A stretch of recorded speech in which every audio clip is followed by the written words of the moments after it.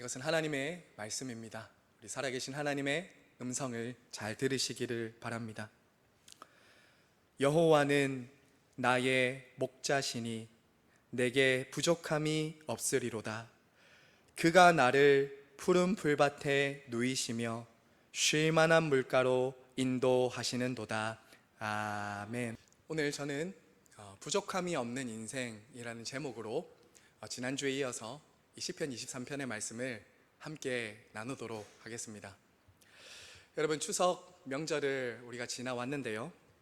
추석 명절 흔히 사람들이 하는 덕담이 있습니다. 덕담처럼 하는 인사가 하나 있죠. 바로 더도 말고 덜도 말고 한가위만 같아라, 이런 이제 인사를 서로 덕담으로 주고받지 않습니까? 우리나라는 옛날 농경 사회였기 때문에 이제 추석을 맞이하면서 이 추석 때에 이 가을에 풍성하게 맺히는 결실을 기념하고 또 기원하기 위해서 더도 말고 덜도 말고 한가위만 같아라 라는 이런 인사를 서로에게 주고받았다라고 합니다. 제가 추석 한 주 내내 이 시편 23편을 묵상해서 그런지 저는 이 인사말이 자꾸 이렇게 바꾸어져서 되뇌이게 되더라고요. 제가 어떻게 바꾸어서 계속 이 인사말을 묵상했냐면요, 더도 말고 덜도 말고 시편 23편만 같아라, 더도 말고 덜도 말고 시편 23편만 같아라 라고 이렇게 계속 제가 좀 되뇌었습니다. 정말 이 시편 23편이 우리의 삶의 현실이 된다면, 정말 우리의 삶의 실제가 된다면 부족함이 없겠다, 정말 부족함이 없겠다라는 마음이 들더라고요. 그래서 우리 추석은 한 주 지났지만 우리 서로 이렇게 좀 한번 축복해 주시면 좋겠어요. 축복하고 인사하면 좋겠는데 이렇게 한번 인사하면 좋겠어요. 더도 말고 덜도 말고 시편 23편 같은 인생 되세요. 시작. 더도 말고 덜도 말고 시편 23편 같은 인생 되세요. 네. 여러분, 저는 이번에 시편 23편을 이렇게 묵상하면서 정말 목자의 돌봄을 받는 양들은 정말 행복하겠다, 정말 부족함이 없겠다, 양에게는 정말 더도 말고 덜도 말고 목자만 있으면 정말 행복한 그런 동물이겠구나 라는 생각이 들었습니다. 여러분 어떠십니까? 여러분은 정말 예수님을 믿고 그분을 따른 이후에 나는 부족함이 없습니다, 나는 정말 만족합니다 라고 고백할 수 있으십니까? 사실 여러분 한번 생각해 보세요. 나는 부족함이 없습니다 라는 이 말이 얼마나 대담한 고백입니까? 나는 부족함이 없어요 라고 말하는 것은 사실 누구나 할 수 있는 고백은 아니거든요. 그런데 성경은 뭐라고 말하냐? 성도들이 그러하다는 거예요. 그리스도인들이 그러한 고백을 가지고 이 땅을 살아가는 사람들이다 라고 말하는 것이죠. 왜냐하면 양에게 목자가 있으면 부족함이 없듯이 성도들에게는 성도들을 돌보시고 먹이시고 인도하시는 하나님이 계시기 때문에 부족함이 없다라고 성경은 말하는 것이죠. 자, 그럼 오늘 이 시편 23편 2절에 나타난 선한 목자이신 예수님은 어떤 분이시길래 우리를 그처럼 만족하게 하고 우리를 쉬게 하는가? 우리 오늘 말씀을 통해서 우리 한번 보기를 원합니다. 우리 2절 말씀을 다시 한번 읽으실 텐데요, 이번에 읽을 때는 천천히 한번 여러분이 곱씹어서 음미한다라고 생각하시고 차를 마시고 입에서 이렇게 여러 번 맴돌게 하듯이 천천히 한번 읽어보세요. 자, 한번 읽어보겠습니다. 시작. 그가 나를 푸른 풀밭에 누이시고 쉴 만한 물가로 인도하시는도다. 우리 한 번만 더 읽겠습니다. 천천히 시작. 그가 나를 푸른 풀밭에 누이시고 쉴 만한 물가로 인도하시는도다. 자, 여러분 한번 2절의 이 말씀을 여러분 머릿속으로 한번 상상 한번 해보세요. 머릿속으로 한번 상상해 보세요. 푸른 초장이 있습니다. 넓은 푸른 초장이 있고요, 맑은 시냇가가 졸졸졸졸 흐르고 있습니다. 맑은 시냇물이 막 흐르고 있어요. 그리고 그곳에서 한가롭게 풀들을 뜯고 있는 양떼가 있고요, 그 양떼 곁에는 그 양들을 지키는 목자가 딱 서 있습니다. 여러분 어떠세요? 생각만 해도 평온함과 안정감을 느낄 수 있지 않습니까? 이 2절을 그냥 머릿속으로 한번 상상만 해봐도 야, 참 평안하다, 참 좋다라는 생각이 드는 거죠. 이것이 성경은 뭐라고 말하냐면요, 그리스도인들이, 성도들이 하나님 안에서 누리는 상태다라고 말하는 거예요. 하나님 안에서 성도들이 누리고 있는 상태가 바로 이 2절의 말씀인 거죠. 자, 여러분 먼저요, 여기서 우리가 좀 주목해야 될 표현이 하나 있어요. 그것은 양들을 누이시며 라는 말이에요. 누이신다. 여러분 아시는 분들은 아시겠지만 양들은 잘 안 눕는 동물입니다. 잘 안 눕는 짐승이에요. 왜냐하면 첫 번째로는 겁이 굉장히 많고요, 두 번째로는 언제 어디서 포식자들이 공격할지 모르기 때문에 양들은 거의 서서 있습니다. 잠도 거의 서서 잔다고 해요. 양들의 수면 시간은 3시간에서 4시간밖에 안 된다고 합니다. 주로 서서 있어요. 눕지 않습니다. 자, 그런데 여러분, 양들이 이처럼 겁이 많고 이렇게 부족한 양이 눕게 되는 때가 있다고 합니다. 눕게 되는 때. 제가 지난주에 소개해드린 이 필립 켈러가 썼던 양과 목자라는 책에 보면요, 이 필립 켈러 목사님이 직접 양을 치고 관찰하면서 양들이 언제 눕는지를 살펴보았다고 합니다. 근데 양들은 4가지 조건이 충족돼야 반드시 눕는다고 해요. 이 조건이 안 충족되면 양들은 눕지 않습니다. 4가지는 이것입니다. 첫 번째는 두려움에서 완전히 벗어나야 눕습니다. 두려움에서 완전히 벗어나야 눕습니다. 두 번째는 자기들끼리도 화목해야 돼요. 자기들끼리도 사이가 좋아야지 양들은 눕는다고 해요. 셋째는 파리나 기생충과 같은 외부의 위험으로부터 안전함을 느껴야 양들은 눕는다고 합니다. 그리고 가장 중요한 게 있어요. 양들은 배불리 먹어야 눕는다고 해요. 그제서야 비로소 양들은 눕는다는 거죠. 그러니 여러분 2절의 상태를 한번 생각해 보세요. 지금 양들이 누워 있다라는 것은 이런 조건들이 충족되고 만족된 상태, 굉장히 평온하고 모든 것이 안정된 상태에서 지금 누워 있다라는 것, 우리가 이해할 수 있죠. 여러분 사실 아까 전에 사진에서도 보았듯이 이 팔레스타인 땅은요, 물과 풀이 부족한 땅입니다. 굉장히 귀한 곳이 그 땅이거든요. 오늘 먹을 것이 있어도 내일 먹을 것이 있을까 없을까를 걱정해야 되는 곳이 팔레스타인 땅입니다. 그래서 여러분, 목자가 하는 제일 중요한 일은 이것이에요.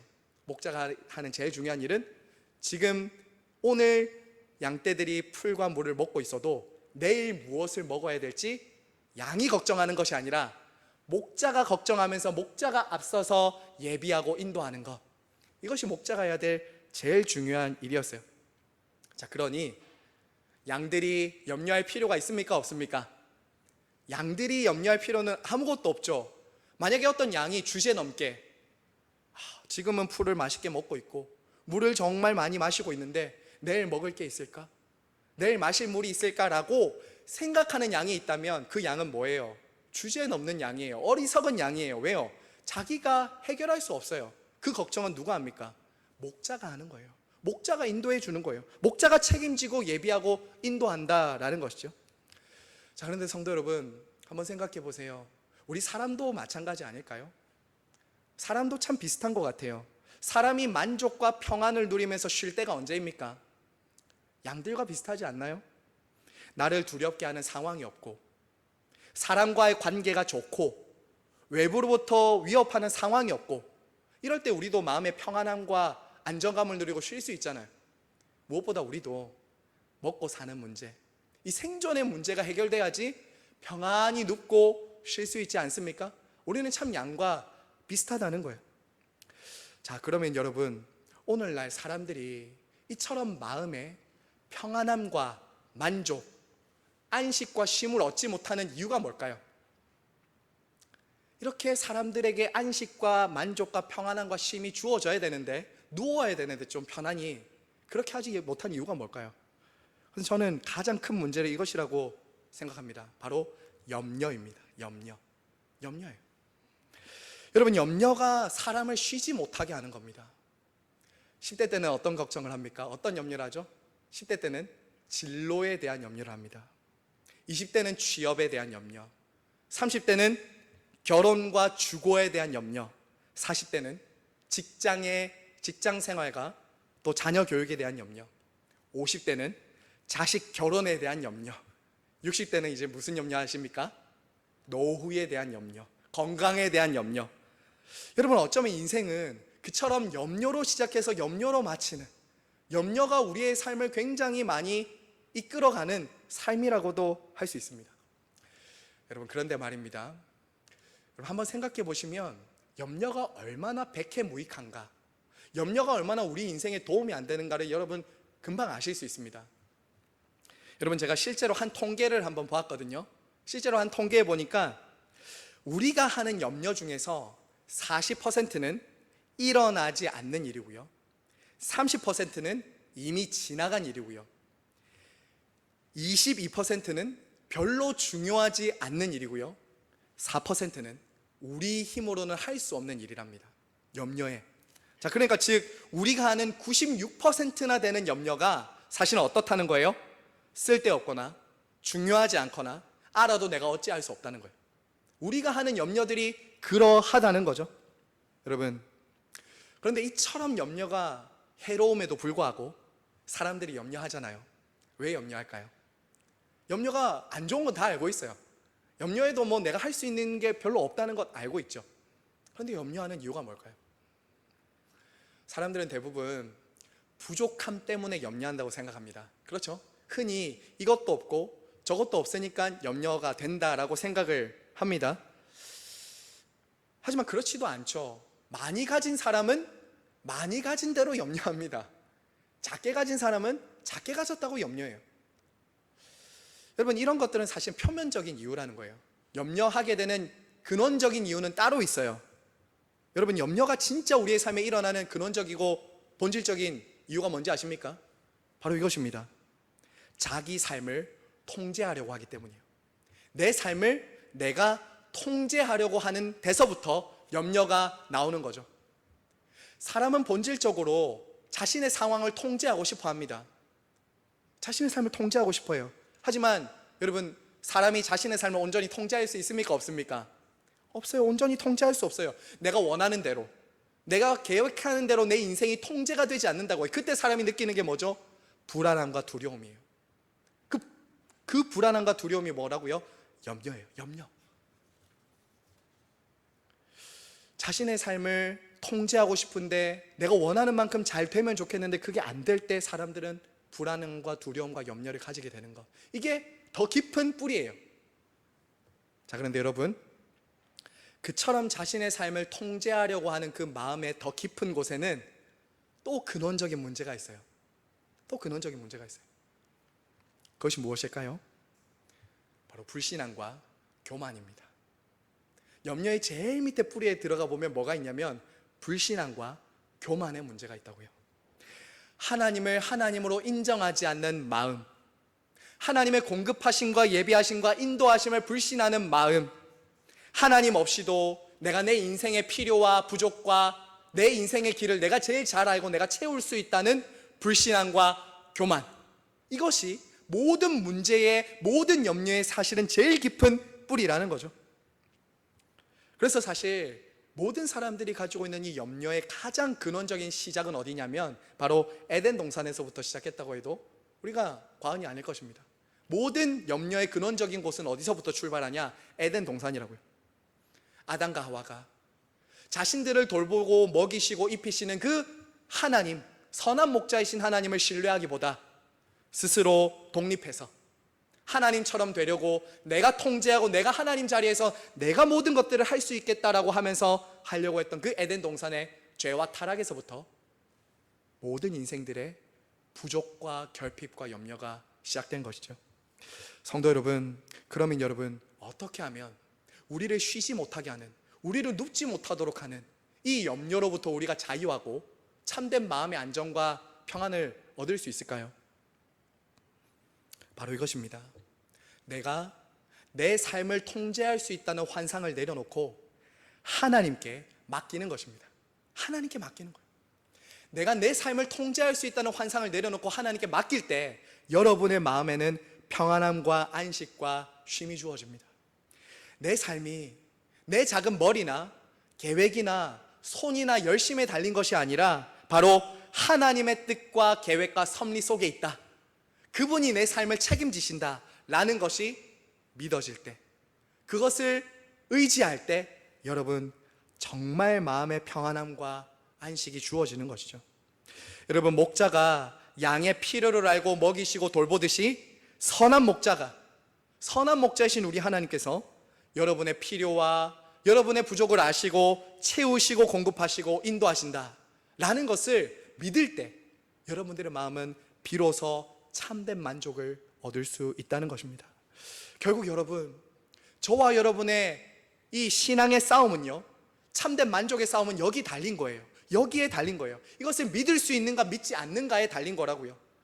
하나님이 정말 여러분들의 삶에 제일 좋은 것을 예비하시고 인도하시고 공급하시는 하나님이시다라는 것을 믿느냐 믿지 못하느냐, 이 두 가지 중에 하나라고요. 사랑하는 여러분, 여러분이 주님의 양이라면 염려하지 않으셔도 됩니다. 여러분이 주님의 양이라면 걱정하지 않으셔도 됩니다. 왜요?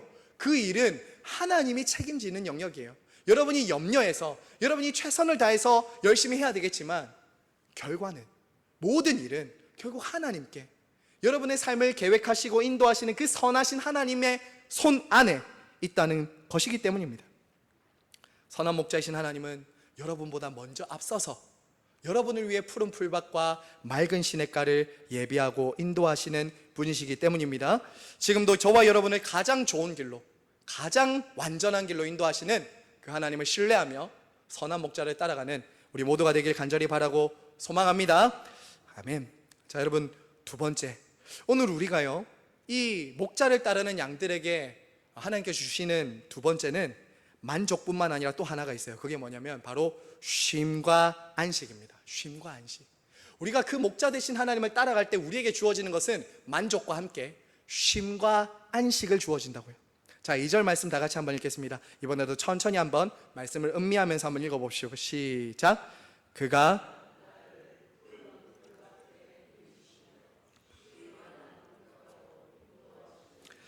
자, 여러분, 목자가 양을 위해서 하는 가장 중요한 일 중에 하나는, 또 하나는 이것입니다. 바로 양들의 쉴 곳을 찾는 거예요. 그 사막의 떼암볕과 그 밑에서 그 사막의 열기가 올라오는데 계속 끊임없이 걸어가야 됐던 양들을 위해서 햇볕을 피할 수 있고 열기를 피할 수 있는 그 쉴 곳을 찾는 것을 목자들이 했던 가장 중요한 일 중에 또 하나였습니다. 자, 여러분, 여기서 쉴만한 물가로 인도하신다고 하죠. 쉴만한 물가로 인도하신다라고 할 때 이 쉴만한 물가는 양들의 특성과 관련된 것입니다. 양들의 특성이요. 여러분, 양은 거세게 흐르는 물을 마실 수 없는 동물입니다. 빠르게 흐르거나 거친 물살 속에서 물을 먹을 수 없는 동물이에요. 왜냐하면 양은 수영을 못합니다. 양 털 때문에 수영 자체를 못하고요, 그리고 빠르게 흘러가는 그 물을 먹다가 떠내려갈 수도 있기 때문에 물을 굉장히 두려워한다고요. 그래서 목자는 물이 거세게 흐르지 않도록 인도할 뿐만 아니라 거세게 흐르는 물에는 돌들을 몇 개 이렇게 둬서 물의 속도도 늦춰줘야 되고, 그 정도로 이제 양들에게는 잔잔한 물가가 필요하다라는 것이죠. 자, 그런데 여러분, 여기서 쉴만한 물가라는 것은요, 단순히 잔잔하게 흐르는 물가만을 가리키는 것은 아닙니다.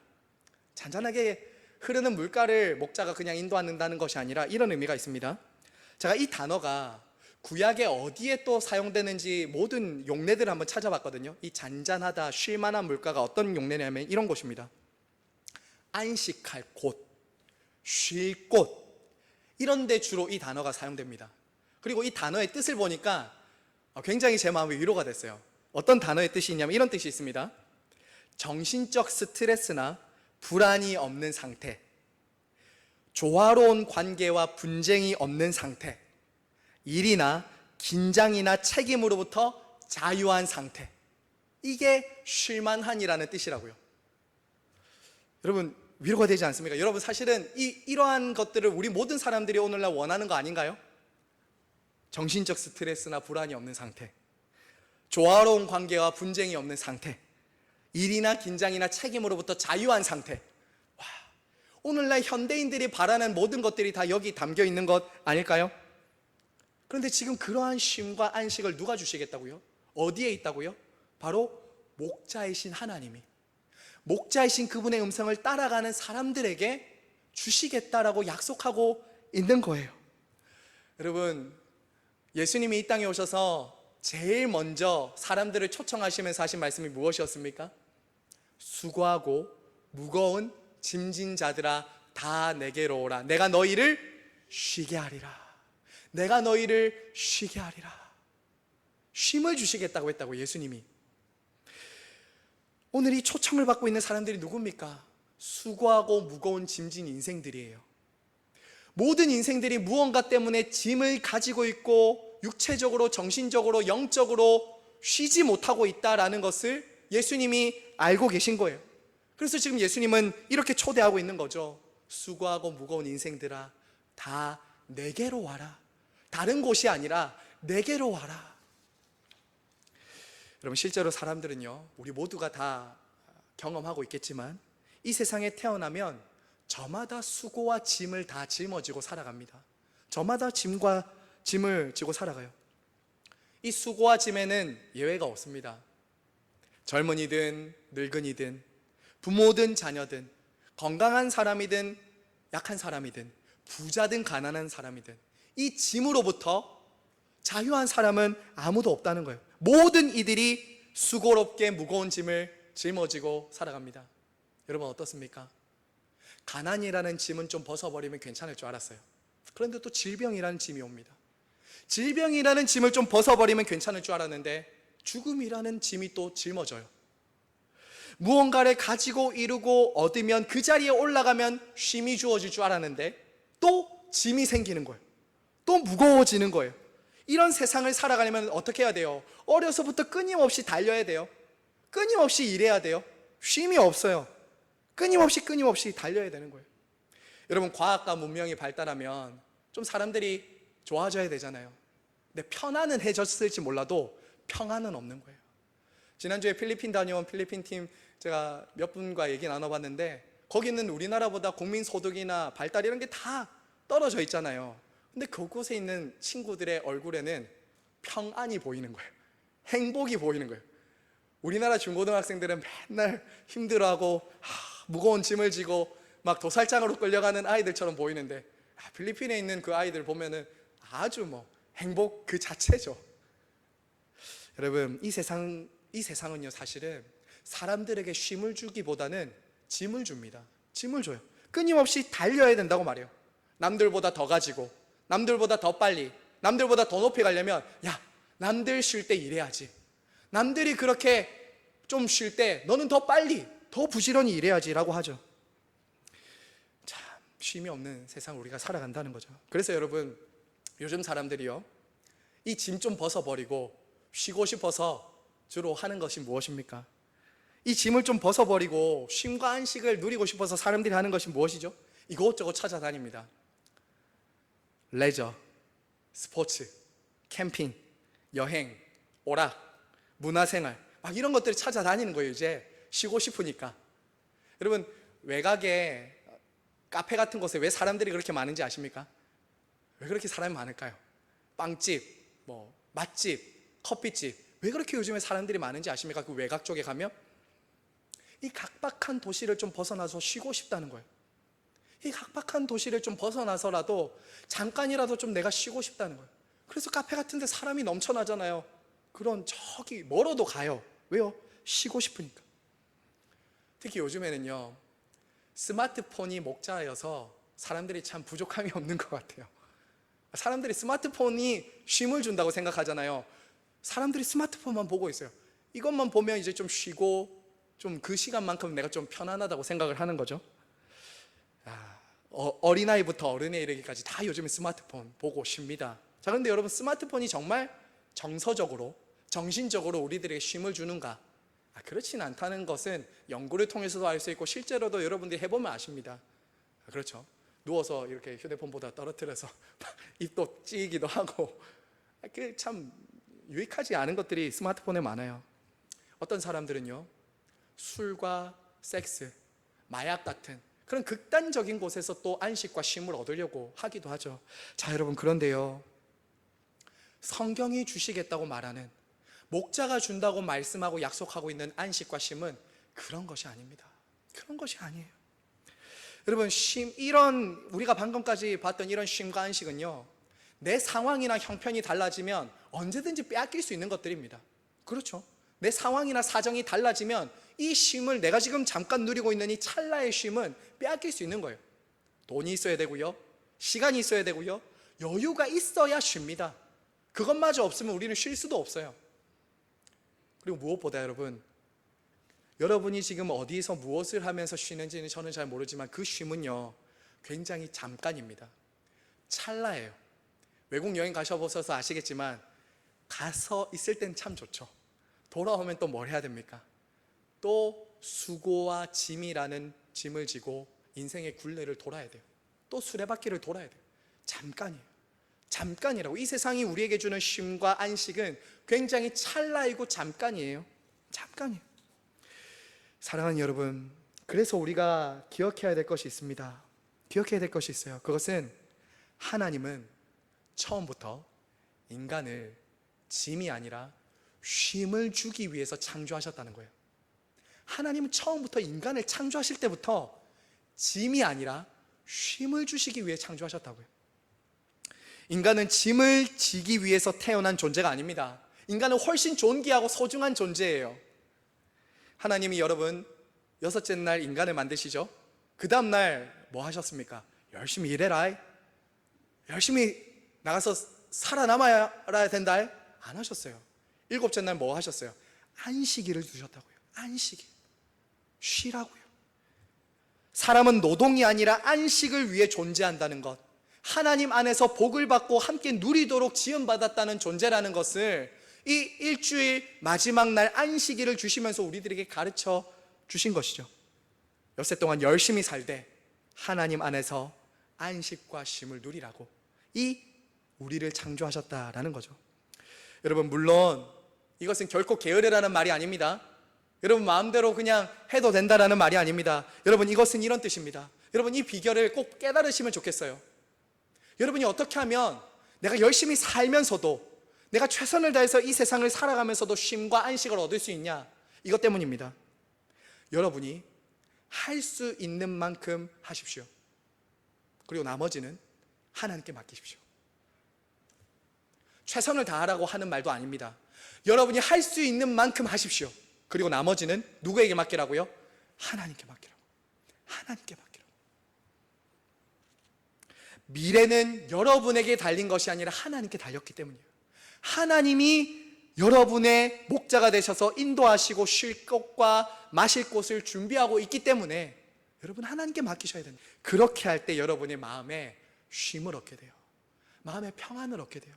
저는 이 진리를 깨닫기 시작하면서부터 얼마나 자유함을 얻게 되는지 몰라요. 남들이 나를 어떻게 보는가에 대해서 점점 자유해졌는지 몰라요.